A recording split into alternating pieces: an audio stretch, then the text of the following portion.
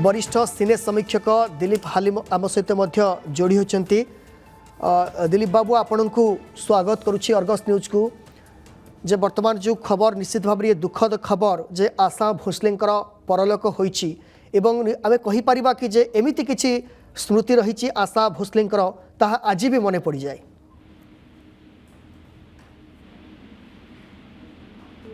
देहांत खबर निश्चित भाव भारतीय सिनेमा जगत बहुत क्षति पहुंचे। श्रोता माने समूह गीत को विभिन्न भाषाभाषी समूह प्राय 10,000 रु उर्ध गीत से कंठदान कर भाषाभाषी सिनेमा राज्य जो गुड़ा सब अन्य राज्य मानकर सिनेमा से कंठदान कर ओडिया सिनेमा से कंठदान कर मोटामोटी कहया गले से परिवार थे भारतीय सिनेमा जगतर संगीत जगतर गोटे प्रभावशाली परिवार बड़ भौणी आरंभ करके देखिए जदि आशा भोसले माने से जो प्रकार गीत विभिन्न समय गाई रोमांटिज्म गीत ठू आरंभ करके भक्ति भाव गीत ठू आरंभ करके बहुत प्रभावशाली गीत बोली जोटा कि आज पीढ़ी से गीत को शुणा पर से विमोहित होती कारण विभिन्न जेनेरेशन लोकों से एमती गीत छाड़ी आशा भोसले देहांत है सत किंतु गीत से सबु दिन अमर रे कारण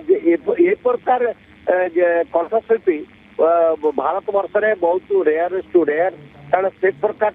परिवार गोटे डेडिकेटेड परिवार गीत माने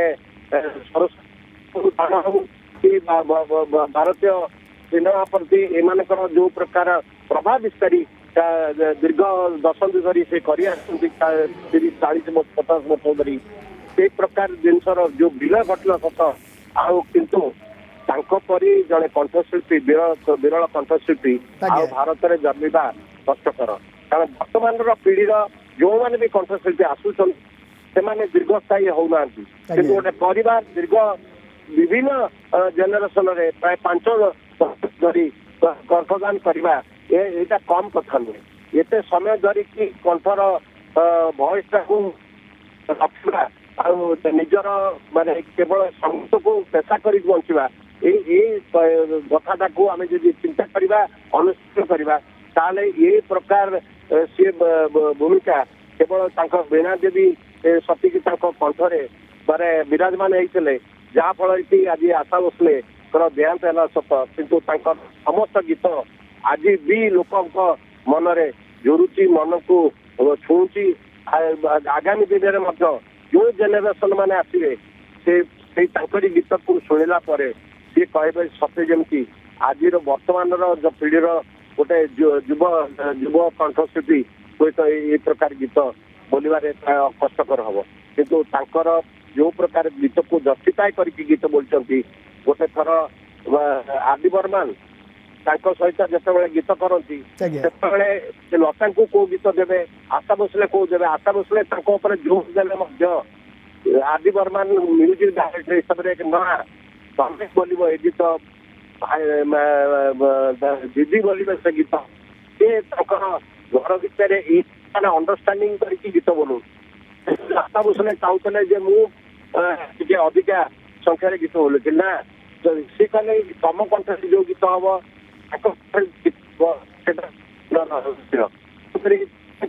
बोले लोक पसंद करेंगे दीदी कोटा बोलने पसंद करेंगे ये प्रकार जस्टिफाए कथा कही 10,000 रु उर्ध गीत रु ताकर अनेक गीत आज भी सफल रूपायन होती सफल भाव में श्रोता मानकर मंत्रमुग्ध कर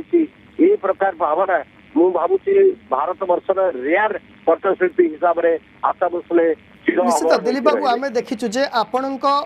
बयस ठारू आरंभ करी वर्तमान युवपीढ़ी पर्यंत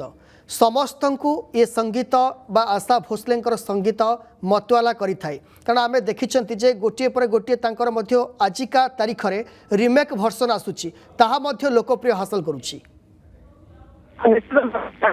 जो गीत ए प्रकार गीत एते प्रभावशाली और एते भीतर जो गीतिकार जो माने लेखा आज माने लेखक से जस्टिफाई कर पारना